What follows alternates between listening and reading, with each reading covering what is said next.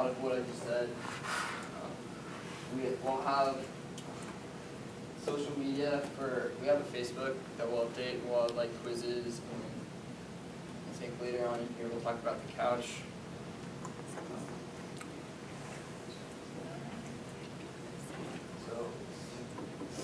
Okay, so this is a picture. We have like Title IX, where we get all the fifth graders together and they come to our rec center, and we get 3 kids from every sport in our high school, including like dance and drama and all that stuff, and we bring them all and we give them t-shirts and we just let them teach the kids how to play their sport. There's like 20 minutes and you get to teach them, and then you switch, and it's crazy. And then all these kids get their shirts signed, because these are all like their heroes, you know. It's the kids on the trading cards that they like are in awe of because they've seen them play sports, you know?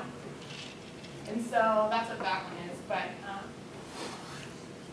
we realized that the most important thing is if a teacher is sitting there being like, don't do drugs, it's really bad for you to do drugs. Make sure you eat right, you know? Go to bed, that's important too, you know?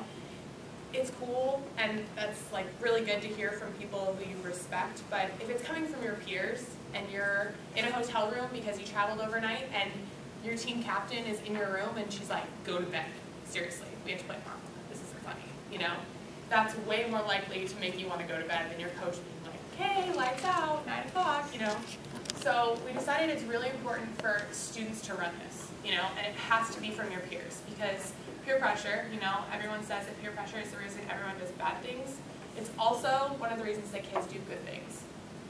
So we made sure that we included not only like football and like the big sports, but we also do like band, you know, because if this is going to be for our whole school, that's actually why we decided to not call it Life of an Athlete, is because we decided we want to include our entire school. Yeah, and you saw that picture in Mr. Underwood's slide of that t-shirt we have. That's our All-State t-shirt. All the All-State kids in every sport get it, as well as band, quiz, Our newspaper. everything. So this is our All-State newspaper. It won state, I think it's 5 years. It's like going on 5 years in a row or something crazy. And then that's our basketball team. And so we make a poster of each team every season. So there's a new one for every year. And we put them up in that hallway.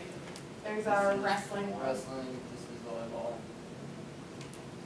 So it's just really important that kids like feel like they're important, and it's about them too. You know, even like the freshmen who don't play varsity sports, like we want them to feel included, because you know a lot of kids screw up their freshman year and then feel like they can't make it back.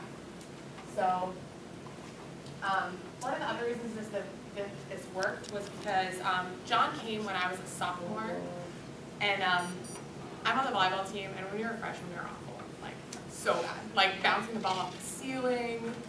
The year before we got to high school, they didn't win a single match all year, like never, the entire year. They were so bad. And so when we were freshmen, we were awful. We didn't even make it to the state tournament. It was awful. And when I was a sophomore, John came in and started talking about peer performance. And at the same time, we got a new coach who totally bought in, and she's awesome and totally into it. And that year, we made it to state tournament. We got 5th. And then the 2 years after that, we won state championships, because our team is like the team that never drinks. We don't party. We eat right. We're all babies and go to bed at like 9:30. And so after that happened, a lot of teams started buying into it, being like, you know, this could really work. Like, it turned like the worst team in our school around. Like, and when I was a freshman, everyone partied on my team. Like, I was terrified.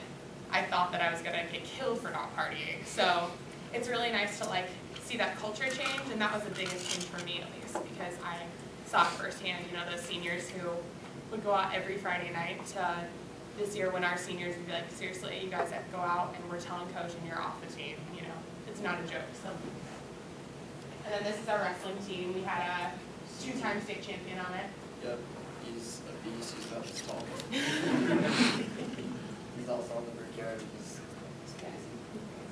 This is our senior night. I think what was it, like every single one of our wrestlers that night hit their guy. So it was really cool. Excuse me, you called it senior night? Yeah, that's our last home game of the season. We'll like recognize all the seniors, like all the sports that night. In reality, I wouldn't recommend it, just because it's kind of a pain. All the high schools wanting to do it. But yeah. Those kids that night, all three of those seniors, there was only 3 seniors in the starting lineup. They all pinned their guy in, or maybe it was 4, and all those kids also placed in state.